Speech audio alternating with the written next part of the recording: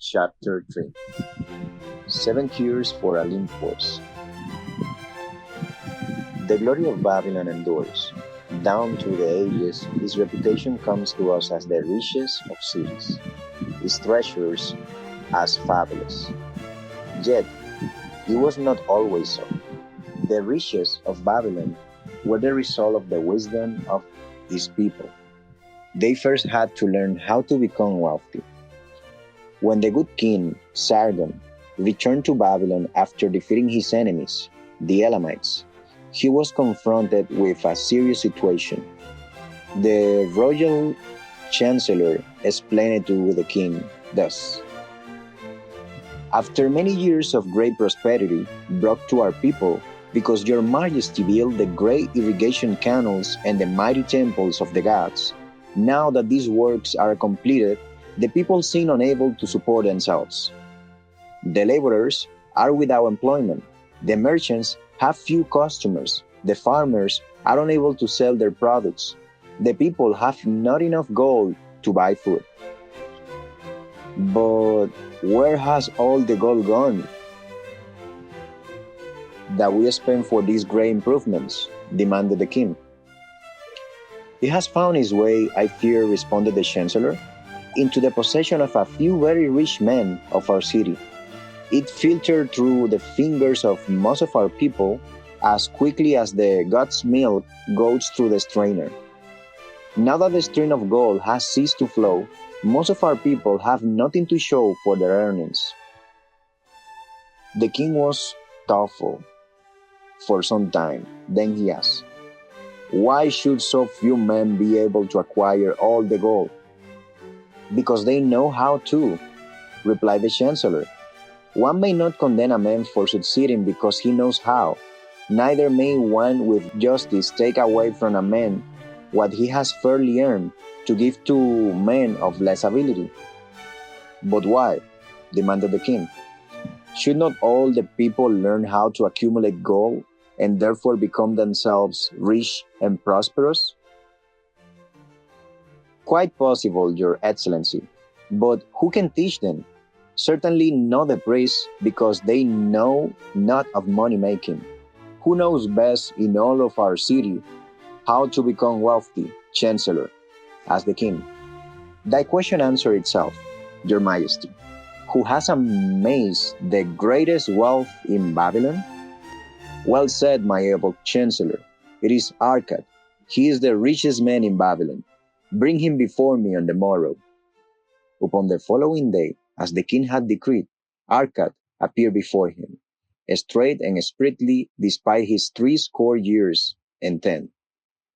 Arkad, spoke the king, it is true thou art the richest man in Babylon?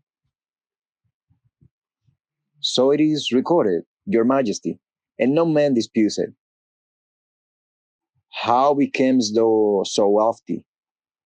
By taking advantage of opportunities available to all citizens of our good city. Thou hast nothing to start with, only a great desire for wealth. Besides this, nothing. Arkad, continued the king, our city is very unhappy, a state because of a few men know how to acquire wealth and therefore monopolize it, while the mass of our citizens lack the knowledge of how to keep any part of the gold they receive. It is my desire that Babylon be the wealthiest city in the world. Therefore, it must be a city of many wealthy men. Therefore, we must teach all the people how to acquire riches. Tell me, Arkad, is there any secret to acquiring wealth?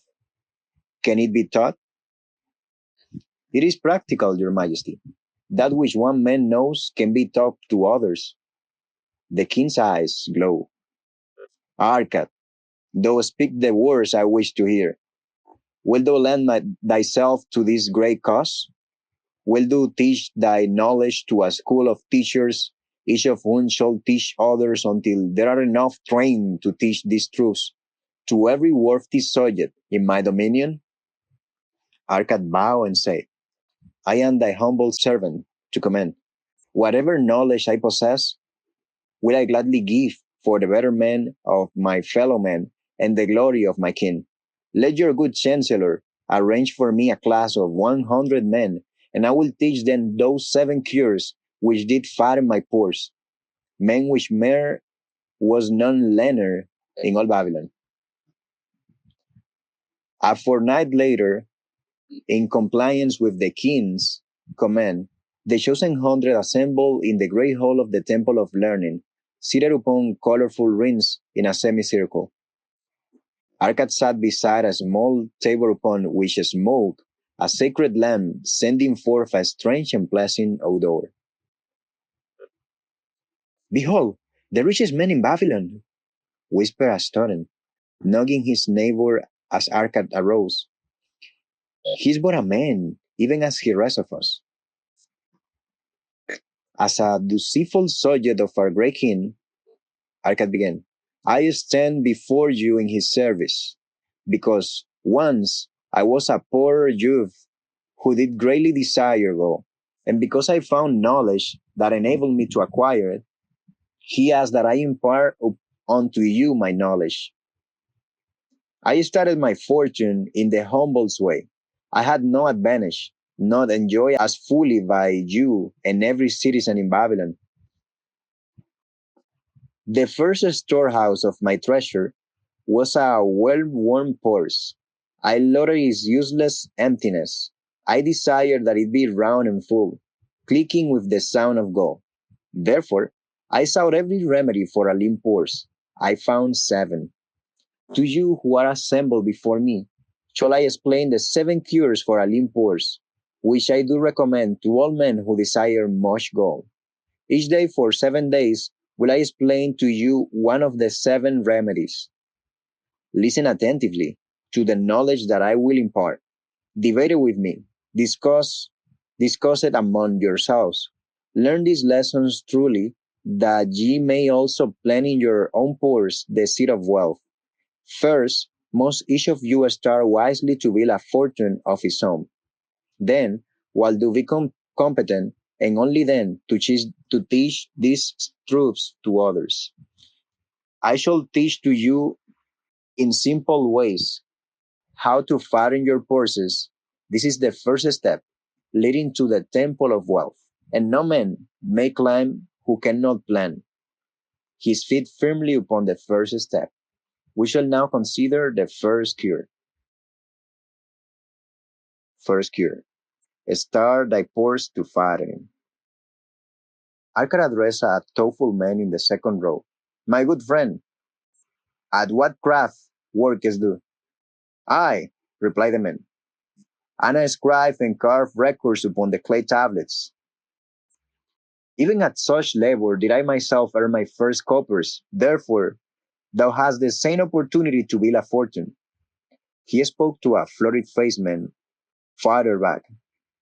Pray tell also what dost do to earn thy bread?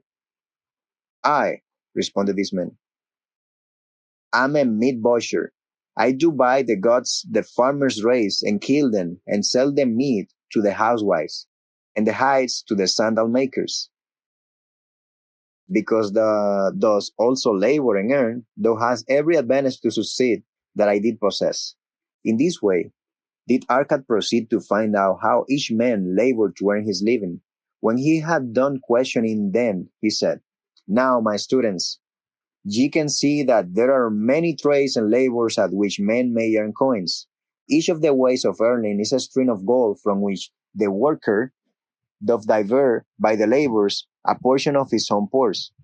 Therefore, into the purse of each of you flows a string of coins, large or small, according to his ability. Is it not so? Thereupon they agreed that it was so. Then, continued Arkad, if each of you desire to build for himself a fortune, it is no wise to start by utilizing the source of wealth which he already has established. To this they agree.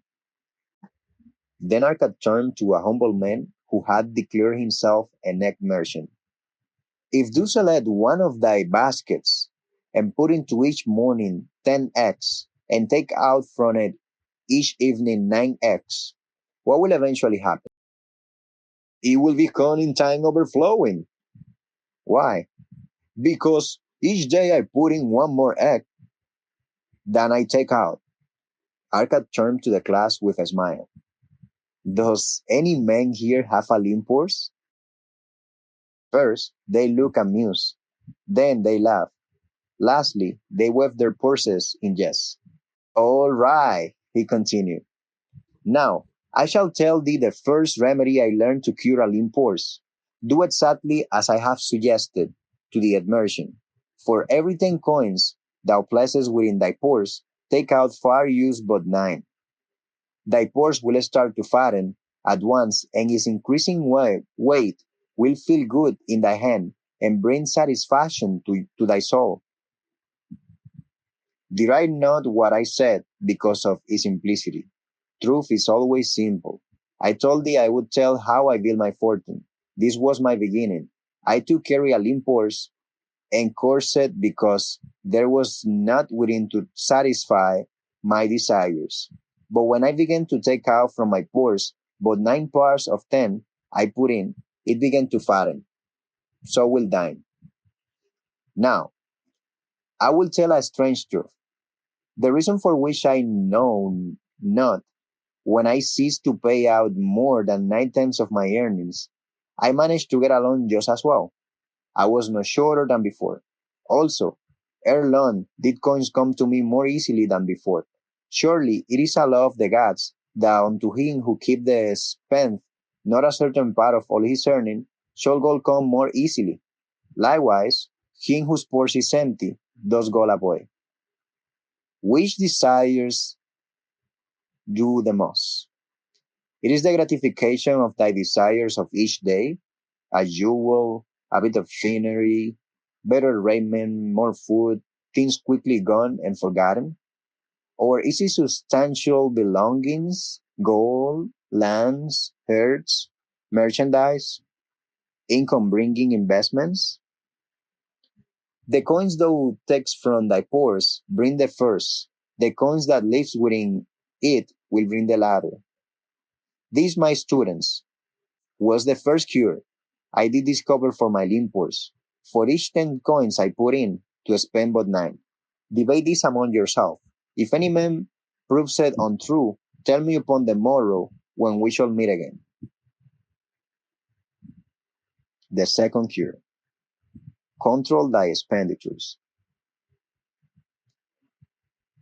Some of your members, my students, have asked me this. How can a man keep 1/10 of all he earns in his purse when all the coins he earns are not enough for his necessary expenses? So did Arkad address his students upon the second day. Yesterday, how many of thy carry limp horses? All of us, answered the class. Yet, though do not all earn the same, some earn much more than others. Some have much larger families to support. Yet all purses were equally lean. Now, I will tell thee an unusual truth about men and sons of men. It is this, that what each of us calls our necessary expenses will always grow to equal our incomes unless we protest to the contrary. Confuse not the necessary expenses, thy desires. Each of you, together with your good families, have more desires than your earnings can gratify. Therefore, are thy earnings spent to gratify these desires in so far as they will go? Still thou retainest many ungratified desires. All men are born with more desires than they can gratify. Because of my wealth, thinkest do I may gratify every desire? This is a false idea. There are limits to my time. There are limits to my strength. There are limits to the distance I may travel. There are limits to what I may eat. There are limits to the cess with which I may enjoy. I said to you that just as weeds grow in a field, wherever the farmer leaves space for the roots, even so freely do desires grow in men whenever there is a possible of their being gratified. Thy desires are a multitude, and those that thou mayest gratify are but few. Study thoughtfully thy custom habits of living. Herein may be often found certain accepted expenses that may wisely be reduced or eliminated. Let that motto be 100% of appreciated value demanded for each coin spent.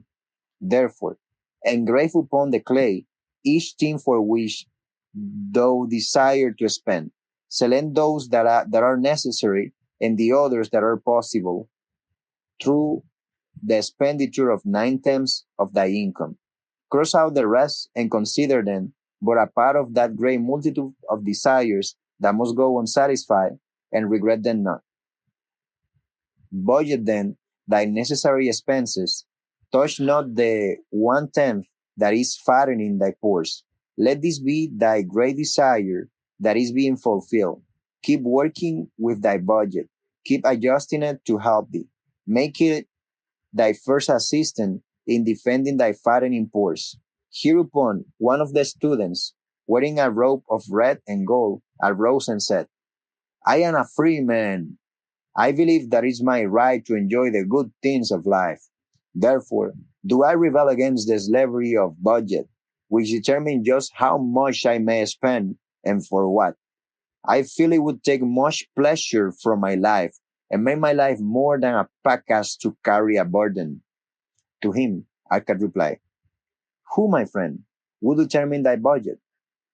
I would make it for myself, responded the protesting one. In that case, would a package to budget his burden would be include therein jewels and rocks and heavy bars of gold? Not so. He would include hay and grain and a bag of water for the desert trail. The purpose of a budget is to help thy purse to fatten. It is to assist thee to have thy necessities and, so far as unattainable, thy other desires. It is to enable thee to realize thy most cherished desires by defending them from thy casual wishes. Like a bright light in a dark cave, thy budget shows up the leaks from thy pores and enables thee to stop them and control thy expenditures for deafening and gratifying purposes. This then is the second cure for a lean purse. Budget thy expenses that thou mayest have coins to pay for thy necessities, to pay for thy enjoyments, and to gratify that worthwhile desires without spending more than 9/10 of thy earnings. The third cure, may thy gold multiply. Behold, thy land purse is fattening. Thou hast disciplined thyself to live therein 1/10 of all earned. Thou hast controlled thy expenditures to protect thy growing treasure. Next, we will consider means to put thy treasure to labor and to increase. Gold in a purse is gratifying to own and satisfy a miserly soul, but earns nothing. The gold we may retain from our earning is but the start. The earnings it will make shall build our fortunes. So spoke Arkad upon the third day to his class. How therefore may we put our gold to work? My first investment was unfortunate, for I lost all. His tale I will relate later. My first profitable investment was a loan I made to a man named Agar, a shield maker.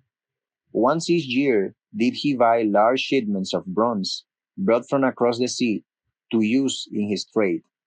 Lacking sufficient capital to pay the merchants, he would borrow from those who had extra coins. He was an honorable man. His borrowing he would repay, together with a liberal rental as he sold his shields. Each time I loaned to him, I loaned back also the rental and have paid to me. Therefore, not only did my capital increase, but its earnings likewise increased. Most gratifying was it to have these sums returned to my purse. I tell you, my students, a man's wealth is not in the coins he carries in his purse, it is in the income he buildeth. The golden stream that continually flow into his pores and keepeth it always bulging. That is what every man desire. That is what though each one of thee desire, an income that continue to come whether thou work or travel. Great income I have acquired, so great I am called a very rich man. My loans to Agar were my first training in profitable investment. Gaining wisdom from this experience, I extended my loans and investments as my capital increased. From a few sources at first, from many sources later, flow into thy pores a golden stream of wealth, available for such wise uses as I should decide. Behold, from my humble earnings, I had begotten a horde of golden slaves, each laboring and earning more gold. As they labor for me, so their children also labor and their children's children until great was the income from their combined efforts. Gold increased rapidly when making reasonable earnings, as thou wilt see from the following. A farmer, when his first son was born, took 10 pieces of silver to a moneylender and asked him to keep it on rental for his son until he became 20 years of age. This the moneylender did, and agreed the rental should be one fourth of its value. Each 4 years the farmer asked, because this sum he had set aside as belonging to his son, that the rental be added to the principal. When the boy had reached the age of 20 years, the farmer again went to the moneylender to inquire about the silver. The moneylender explained that because this sum had been increased by compound interest, the original 10 pieces of silver had now grown to 30 and one half pieces. The farmer was well pleased, and because the son did not need the coins, he left them with the moneylender. When the son became 50 years of age, the father meantime having passed to the other world, the moneylender paid the son in settlement 167 pieces of silver. Thus in 50 years had the investment multiplied itself at rental almost 17 times. This then is the third cure for a lean purse. Put each coin to laboring that it may reproduce its kind, even as the flock of the field, and help bring thee income, a stream of wealth that shall flow constantly into thy pores. The fourth cure: guard thy treasures from loss. Misfortune lost a shining mark. Gold in a man's purse must be watered with firmness, else be lost. Thus, it is wise that we must first secure small amounts and learn to protect them before the gods entrust us with larger. So spoke Arkad upon the fourth day to his class. Every owner of gold is tempted by opportunities whereby it would seem that he could make large sums by its investment in most plausible projects. Often, friends and relatives are eagerly entering such investment and urge him to follow. The first sound principle of investment is security for the principal. It is wise to be intrigued by larger earnings when thy principal may be lost. I said no. The penalty of risk is probable loss. Study carefully before parting with thy treasure. Each assurance that it may be safely reclaimed. Be not misled by thine own romantic desires that make wealth rapidly. Before thou loan it to any man, assure thyself or his ability to repay, and his reputation for doing so, that thou mayest not unwillingly be making him a present of thy hard-earned treasure. Before thou entrust it as an investment in any field, acquaint thyself with the dangers which may base it. My own first investment was a tragedy to me at the time. The other savings of a year I didn't trust to a brickmaker, named as Moore, who was traveling over the far seas, and entire agreed to buy for me the rare jewels of the Phoenicians. These we would sell upon his return and divide the profits. The Phoenicians were men scoundrels, and sold him bits of glass. My treasure was lost. Today, my training would show to me at once the folly of entrusting a brickmaker to buy jewels. Therefore, I do advise thee from the wisdom of my experiences. Be not too confident of thine own wisdom in entrusting thy treasures to the possible pitfalls of investment. Better by far to consult the wisdom of those experienced in handling money for profit. Such advice is freely given for the askings and may readily possess a value equal in gold to the sum thou considerest investing. In truth, such is its actual value if it save thee from loss. This then is the fourth cure for a lean purse, and of great importance if it prevent thy purse from being emptied once it has become well filled. Guard thy treasure from loss by investing only where thy principal is safe, where it may be reclaimed if desirable, and where thou wilt not fail to collect a fair rental. Consult with wise men, secure the advice of those experienced in the profitable handling of gold. Let their wisdom protect thy treasure from unsafe investments. The fifth cure. Make of thy dwelling of profitable investment. If a man setteth aside nine parts of his earnings upon which to live and enjoy life, and if any part of these nine parts he can turn into a profitable investment without detriment to his well-being, then so much faster will his treasure grow. So spake Arkad to his class at their fifth lesson. All too many of our men of Babylon do raise their families in unseemly quarters. They do pay to exacting landlords liberal rentals for rooms where their wives have not a spot to raise the blooms that gladden a woman's heart, and their children have no place to play their games except in the unclean alleys.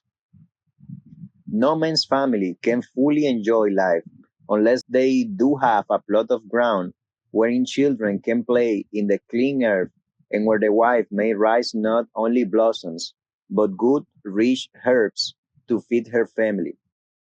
To a man's heart it brings gladness to eat the figs from his own trees and the grapes of his own wines, to own his own domicile and to have it a place he is proud to care for. Puteth confidence in his heart and greater effort behind all his endeavors.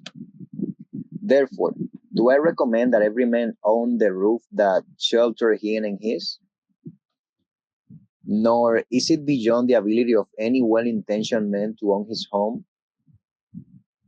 Had not our great king so widely extended the walls of Babylon that within them much land is now unused and may be purchased at sums most reasonable?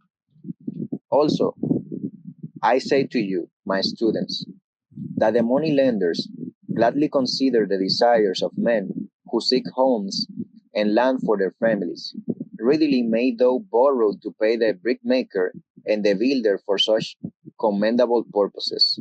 If thou can show a reasonable portion of the necessary sum which thou thyself have provided for the purpose, then when the house be built, thou canst pay the money lender with the same regularity as thou didst pay the landlord, because each payment will reduce thy indebtedness to the money lender.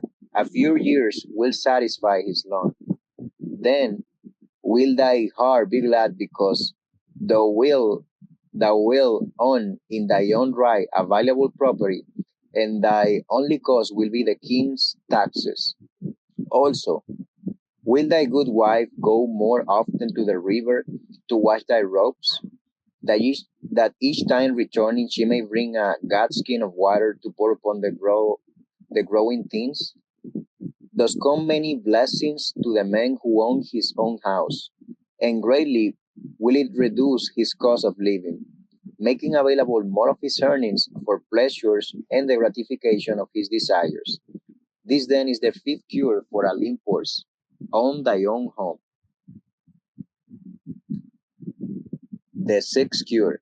Ensure a future income. The life of every man proceeded from his childhood to his old age. This is the path of life, and no man may deviate from it unless the gods call him prematurely to the world beyond. Therefore, do I say that I behopes a man to make preparation for a suitable income in the days to come, when he is no longer young, and to make preparations for his family, should be he be no longer with them, to comfort and support them? This lesson shall I entrust thee in providing a full purse when time has made thee less able to learn. So Arkad addressed his class upon the sixth day. The man who, because of his understanding of the loss of wealth, acquire a growing surplus, should give thought to those future days. He should plan certain investments or provisions that may endure safely for many years, yet will be available when the time arrives, which he has so wisely anticipated. There are diverse ways by which a man may provide with safety for his future. He may provide a hiding place and there bury a secret treasure. Yet, no matter with what skill it be hidden, it may nevertheless become the loot of thieves. For this reason, I recommend not this plan. A man may buy houses or lands for this purpose, it wisely chosen as to their usefulness and value in the future. They are permanent in their value, and their earnings or their sale will provide well for his purpose. A man may loan a small sum to the moneylender and increase it at regular periods. The rental which the moneylender adds to this will largely add to its increase. I do know a sandal maker named Ansam who explained to me not long ago that each week for 8 years he had deposited with his money lender 2 pieces of silver. The money lender had but recently given him an accounting over which he greatly rejoiced. The total of his small deposits, with their rental at the customary rate of one-fourth their value for each 4 years, had now become 1,040 pieces of silver. I did gladly encourage him further by demonstrating to him, with my knowledge of the numbers, that in 12 years more, if he would keep his regular deposits of but 2 pieces of silver each week, the moneylender would then owe him 4,000 pieces of silver, a worthy competence for the rest of his life. Surely, when such a small payment, made with regularity, doth produce such profitable results, no man can afford not to insure a treasure for his old age and the protection of his family, no matter how prosperous his business and his investment may be. I would that I might say more about this. In my mind rests a belief that some day wise thinking men will devise a plan to insure against death, whereby many men pay and put a trifling sum regularly, the aggregate making a handsome sum for the family of each member who passed to the beyond. This do I see as something desirable and which I could highly recommend. But today it is not possible because it must reach beyond the life of any man or any partnership to operate. It must be as stable as the king's throne. Some day do I feel that such a plan shall come to pass and be a great blessing to many men, because even the first small payment will make available a snug fortune for the family, for a member, for the family of a member should he pass on. But because we live in our own day and not in the days which are to come, must we take advantage of those means and ways of accomplishing our purposes. Therefore, do I recommend to all men that they, by wise and well thought out methods, do provide against a limp horse in their mature years. For a limp horse to a man no longer able to earn, or to a family without his head, is a sore tragedy. This then is the sixth cure for a limp horse, providing advance for the needs of thy growing age and the protection of thy family. The seventh cure, increase thy ability to earn. This day do I speak to thee, my students, of one of the most vital remedies for a lean purse. Yet I will talk not of gold, but of yourselves, of the men beneath the robes of many colors who do sit before me. I will talk to you of those things within the minds and lives of men which do work for or against their success. So did Arkad address his class upon the seventh day. Not long ago came to me a young man seeking to borrow. When I questioned him the cause of his necessity, he complained that his earnings were insufficient to pay his expenses. Thereupon I explained to him, this being the case, he was a poor customer for the moneylender, as he proposed no surplus earning capacity to repay the loan. What you need, young man, I told him, is to earn more coins. What dost thou to increase thy capacity to earn? All that I can do, he replied. 6 times within 2 months have I approached my master to request my pay to be increased, but without success. No man can go oftener than that.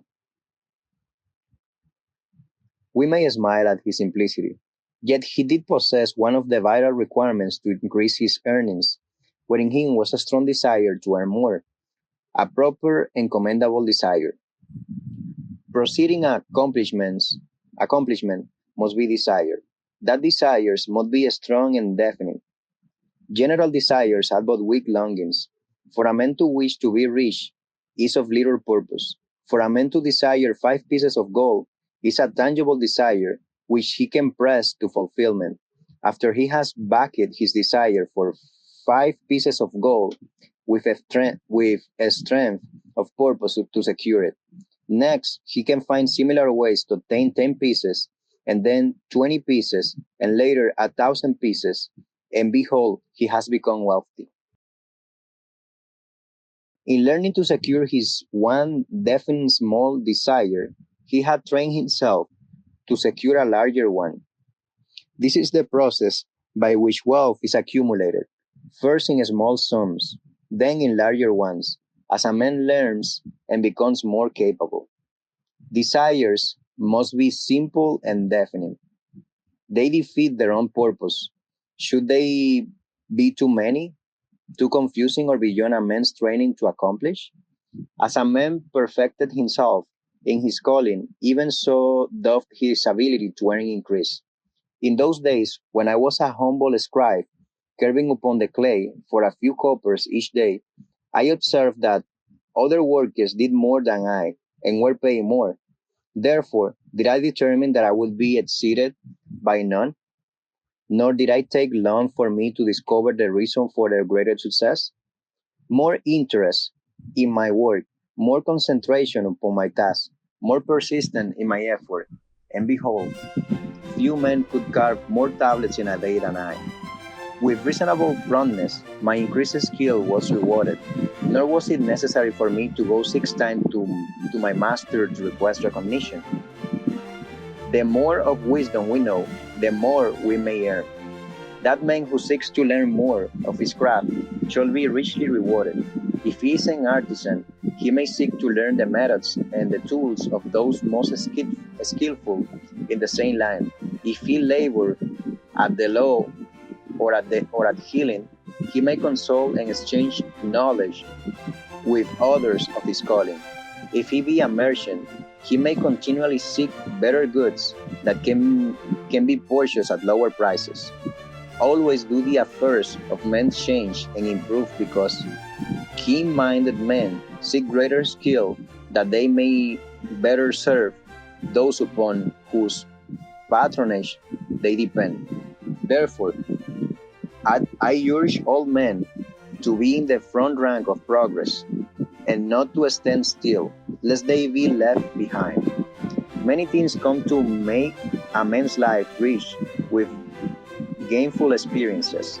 Such things as the following a man must do if he respects himself. He must pay his debts with all the promptness within his power, not purchasing that for which he is unable to pay. He must take care of his family, that they may think and speak well of him.